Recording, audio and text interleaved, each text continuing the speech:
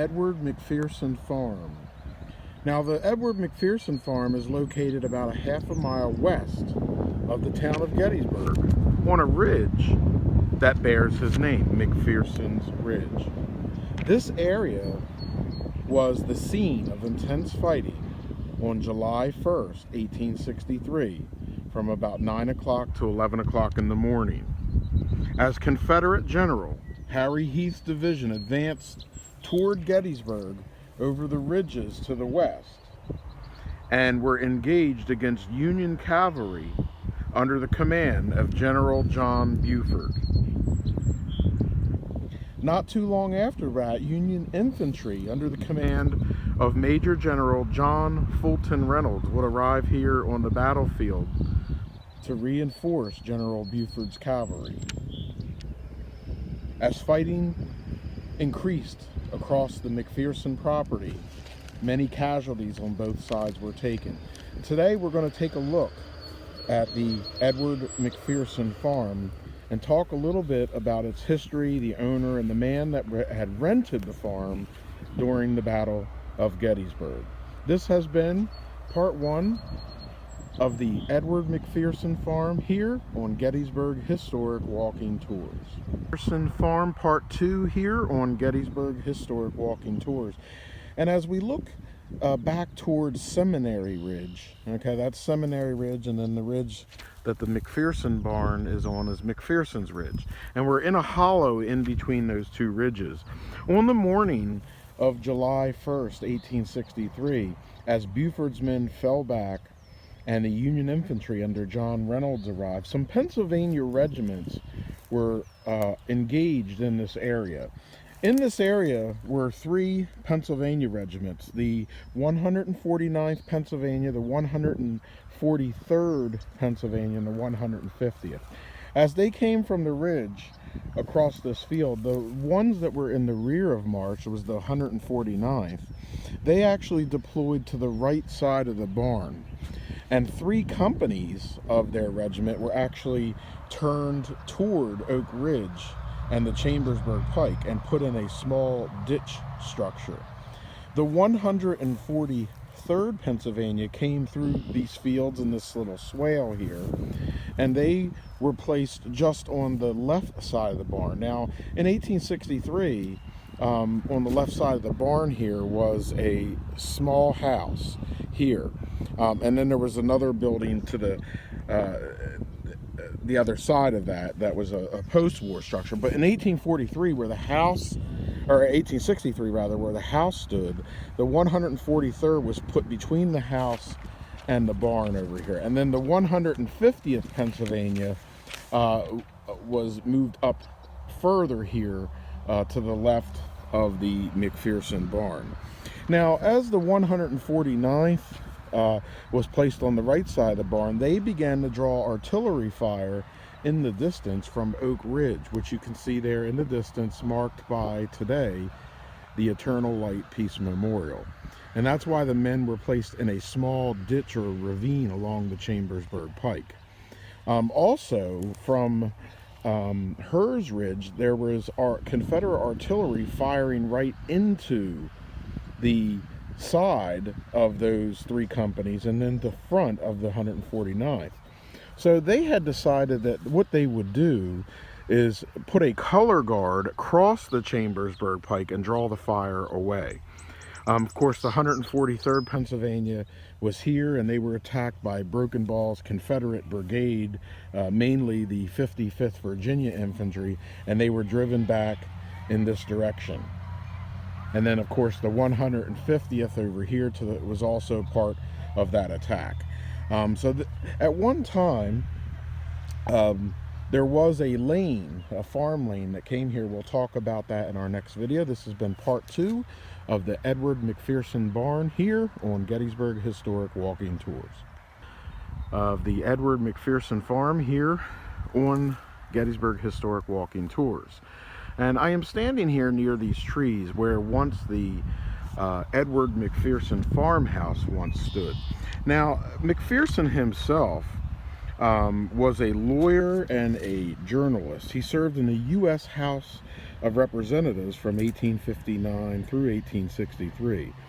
He was a radical Republican, and he had lost the midterm election of 1862, but he was then placed by President Abraham Lincoln. He was appointed to Deputy Commissioner of the Internal Revenue. So he, at the time of the battle, was living in Washington, D.C. He had actually rented out this farm here to a man named John Slentz. Now, John Slentz had just planted in these fields over here a crop of both corn and wheat. And by July of 1863, these crops had begun to flourish.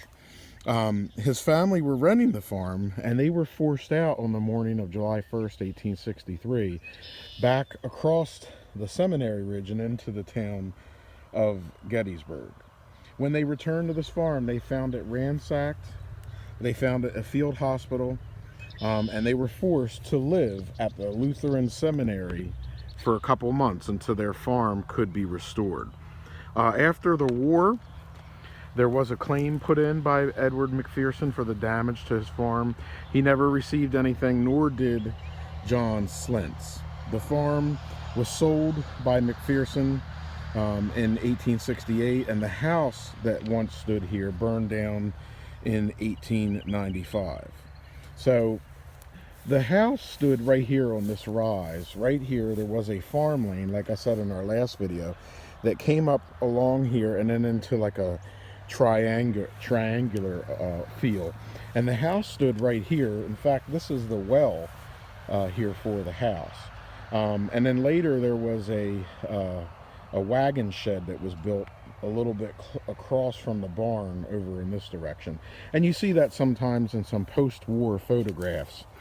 The woodshed, the house, and then of course the famous barn. The left side of the barn, the slanted roof, this area was built on later, but the barn itself, which was built between 1811 and 1825 on a stone foundation 61 by 40 feet, is the original. It is a pitched roof, gable roof barn with wood shingles. This has been part 3 of the Edward McPherson Farm here on Gettysburg Historic Walking. I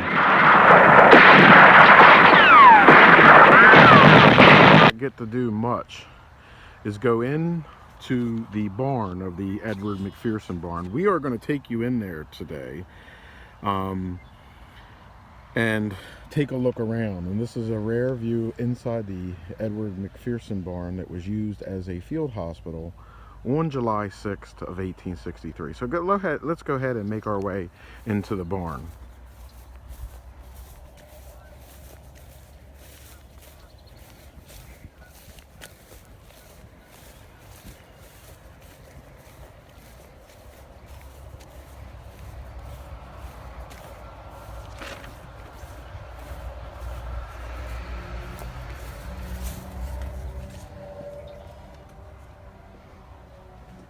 And again, this was the field hospital from July 6th, 1863, probably until August of 1863. Many wounded soldiers were in here. Sharpshooters, Union sharpshooters, actually used different windows and holes in the wall, as well as upstairs. In fact, one of the shots that wounded General Harry Heath back in this area was probably fired from inside this barn. So again, this is a very, very rare look at the inside of this barn that was used as a sharpshooter position for Union sharpshooters during the battle on July 1st, 1863.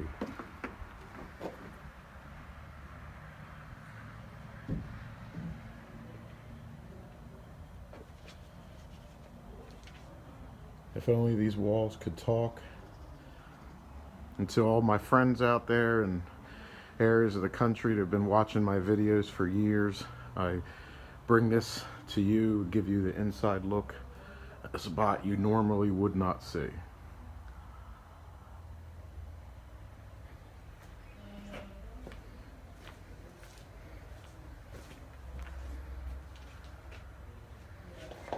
General Heath did state that he thought he was wounded by a sharpshooter from inside the McPherson barn, and he was wounded in this area over here. There was a tree that once stood there. Only the piece of the stump remains today. It may have been a sharpshooter in this very window, that window, or just above. There's some slats and holes in the wall. Again, this is inside the Edward McPherson barn, built between the year of 1811 and 1825, here on Gettysburg Historic Walking Tours. Historic walking tours of the Edward McPherson barn. We're going to talk a little bit about some secrets here of the barn. There are two carvings that are in the brick, or the stone rather, of the barn, which stood not too far from the home of Edward McPherson. And the story behind these carvings is that on September the 11th, 1889, the 143rd Pennsylvania dedicated their monument, which you see there in the distance under that tree. And they kept a list of men that attended that ceremony, and two of them that attended that ceremony was a man named Jonas C. Tubbs of Company F, and also of Company S, Singleton M. Goss. And when these men came back to dedicate this monument over here in the corner, they came back to where they fought, and the 143rd, as you've seen in our last video in the beginning, was fighting right here between the barn and the house. And they came back and they carved their initials in the stone. And if we get close, we'll see it right here. JCT 143 PV, and then under it, Singleton M. Goss. There is another carving that's up here that says WHJ, and if I can zoom in, you can see it up here.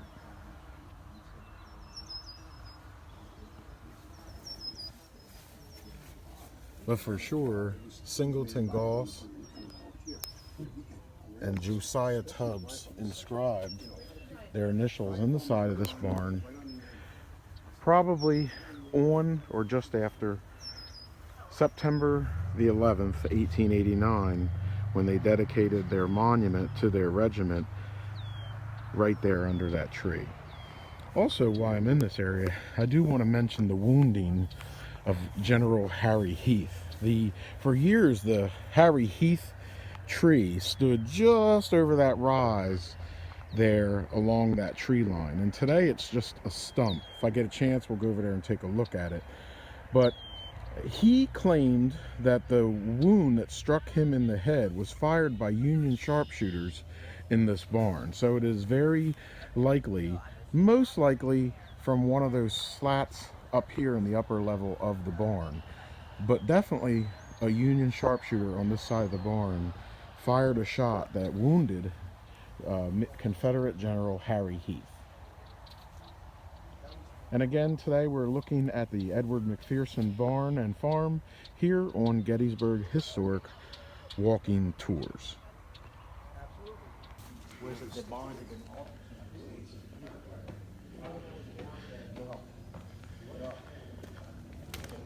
All right, we are inside of the Edward McPherson barn upstairs now.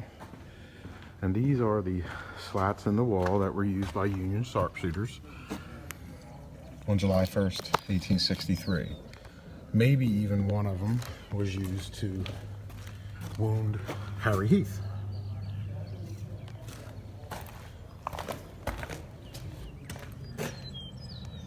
Then of course you have a couple more up here.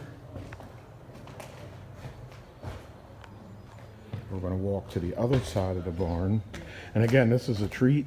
This is something that is very rare to be inside of the Edward McPherson barn. We're going to go to the north side of the barn and look out toward Oak Ridge.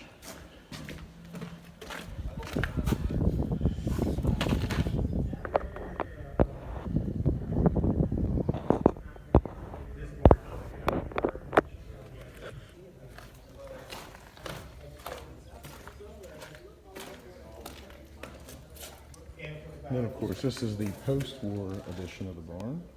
Basically any building on the block.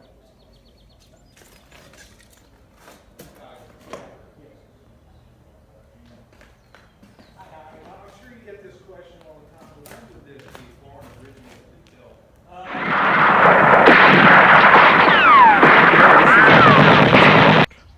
Of our video series, the Edward McPherson Barn, here on Gettysburg Historic Walking Tours. And I am standing here on the edge of the McPherson property, and this down here is the last remnants of the tree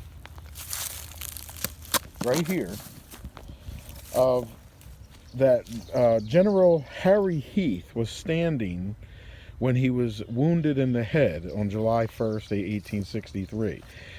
Now, Heath's division had come across the fields in this area here, and they were going by the McPherson property. And as Heath was riding here, he was struck in the head and wounded. And he would later say that the shot that was fired at him, he believed it was from Union sharpshooters that were inside of the McPherson barn. And if you look at the McPherson barn today and zoom in on it, as I've done, there's a few slots in the wall. We looked at those slots when we were inside the barn a few minutes ago. One of those slots, probably, as I said, when I was in the upper half of the barn, probably the slots that were at the upper half were the ones that were used. Because of the ground and the way it's landscaped, to be at the bottom, it would have been very hard to fire over this hillside. But this is the last known remnant. The tree stood here. It died about 20 years ago. And then it was cut down to a stump, and the stump has been rotting into the ground for years now. And this is all that remains of the Heath wounding tree, and it sits right here along the fence line of the Edward McPherson barn. Again, this has been our next part in our video series on the Edward McPherson barn here on Gettysburg Historic Walking Tours. Part of the Edward McPherson farm on the first day's battlefield, and this is Gettysburg Historic Walking Tours.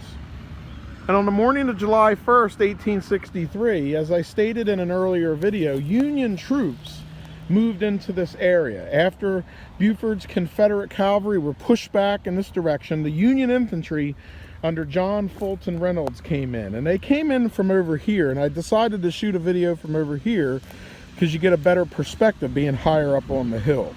Reynolds and his infantry arrive. They start putting their regiments into the woods here of Herbst Woods, and a couple brigades come in this way, and 3 Pennsylvania regiments move into this area in this direction. They move in here, they go down in toward that swale, toward the McPherson barn. The 149th Pennsylvania would be pushed to the right side of the barn and placed facing the west, but 3 companies would be facing northbound along the Chambersburg Pike in a little ravine. Now, unfortunately, they started receiving fire from Oak Ridge, from artillery on the hill of Oak Ridge, and that's why they were placed in that ravine. They were also subject to fire on the next ridge up, which would be Hare's Ridge.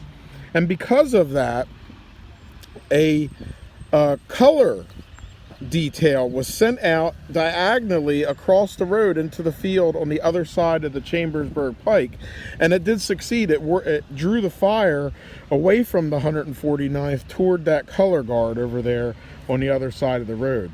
Meanwhile, the 143rd Pennsylvania moved in to the left side of the barn here, and of course there was a wagon shed, and I did make a mistake in an earlier video. That wagon shed was there during the battle. I've said it was a post-war structure, but it actually was a wartime structure. It was a wagon shed, and then McPherson's house, which stood right here on this side of these trees, and of course the farm lane came back this way.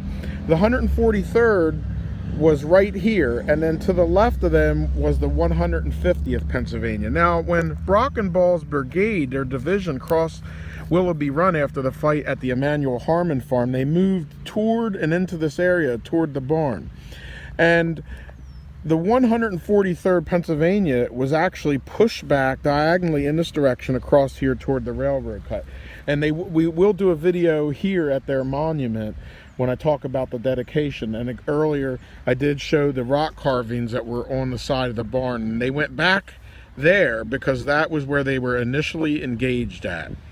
I also do want to mention in this McPherson series that it was in this area where John Burns, the local civilian, had come from the town, grabbed his flintlock musket, came across the McPherson farm, and was placed with a Pennsylvania regiment over here, fought with the Iron Brigade, was wounded 3 times, probably here on the McPherson property.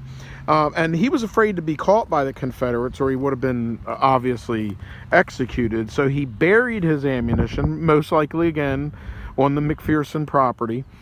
He buried his ammunition, and he got away he was wounded 3 times, and then he was eventually captured by Confederates. Now, when he was captured by the Confederates, John Burns lied to them and told them that he was a hunter out looking for his cow, which had been lost. And in the distance there, you should be able to see the John Burns holding his rifle. He ended up making his way back across these fields, through the swale, and down over here just in front of that house, which sits on the opposite road of the Mary Thompson house. In the distance there was a house right here, the Alexander Riggs house, and that's where John Burns made his way to. He sat there on the porch of the Riggs house and called out for help. And eventually he would be taken back to his home in Gettysburg and photographed, and he was a hero, and Lincoln wanted to meet him, and the whole 9 yards. That all happened here on the Edward McPherson Farm. And again, on July 1st, 1863, between 8:30 and 10:30 a.m. in the morning, the McPherson Farm was the epicenter of the Battle of Gettysburg. This has been our next part of the McPherson Farm here on Gettysburg Historic Walking Tours. Our final part here of the Edward McPherson Farm here on Gettysburg Historic Walking Tours. And I'm standing here at Reynolds and Chambersburg Pike. You can see the monument to the 143rd Pennsylvania Volunteers, and of course the Edward McPherson barn in the distance. Now, this monument was dedicated on September the 11th of 1889. It's one of the more beautiful monuments on one of the more beautiful spots here in Gettysburg.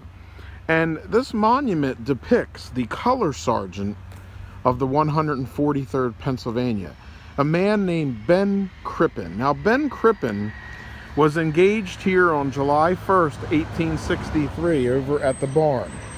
And as the Confederate Brockenball's division began to beat back these Union soldiers, including the 143rd rather, they came back in this direction across the field. And of course, they were also engaged here at the railroad cut briefly. But Ben Crippen, on the way back in retreat, took his flag, shook his fist at the oncoming Confederates out of defiance, and dared them to shoot him. And of course he was. He was shot, mortally wounded, and he died out here on the field on July 1st, 1863. And again, these fields around this area were littered with Union dead who laid out here unattended for several days up until about July the 6th. And July the 6th is when the McPherson barn became a field hospital. Unfortunately for Ben Crippen, it was too late. Ben Crippen, his body would never be recovered in the next couple days, and he may be one of the unknown soldiers buried in the National Cemetery. But again, this is the story of Color Sergeant Ben Crippen of the 143rd Pennsylvania Infantry, members of the 2nd Brigade, 3rd Division of the 1st Corps under Major General John Fulton Reynolds. And I'm going to go around to the back of the monument and read from it. It said this monument marks the right of the first position, July 1st, 1863, facing north, and second position facing west, which the regiment held from 11:30 until the First Corps fell back. The last position on Seminary Ridge,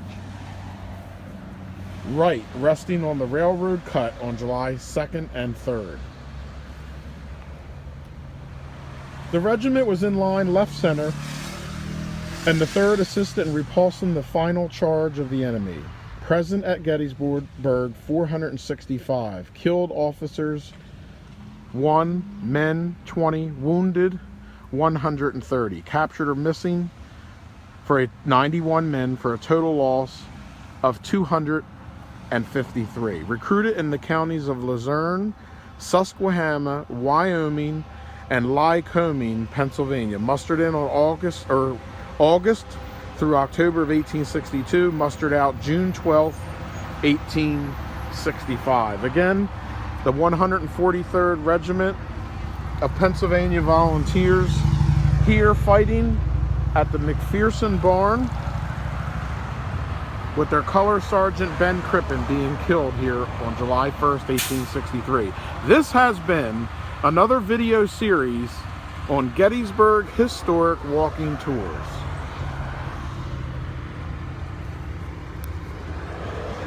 In here in Evergreen Cemetery, and we are looking at the grave of Edward McPherson. Now, Edward McPherson is the man that owned the farm just on the east side of the town where the battle began, not far from where General Reynolds was killed on the first day of battle. You can go back and watch my 2 videos I did on the Edward McPherson barn and farmstead, including the one with the rock carvings on the barn. You can go back and watch the videos at the railroad cut and the death of John Reynolds, which were nearby this barn. Now, Edward McPherson was born on July 31st, 1830, and he passed away on December the 14th, 1895. The monument that we see is the family monument. His burial is actually here just to the left of it. This is the plot for the McPhersons, and this is Edward McPherson's grave here. And if you're trying to find this grave, some landmarks to look for is there's the Jenny Wade grave there with the flag flying above it. And then as we move closer to the south over here, the other flag marks the grave of John Burns. So this has been the grave for Edward McPherson, owner of the farm and barn that was on the first day's battlefield, and his grave here at Evergreen Cemetery.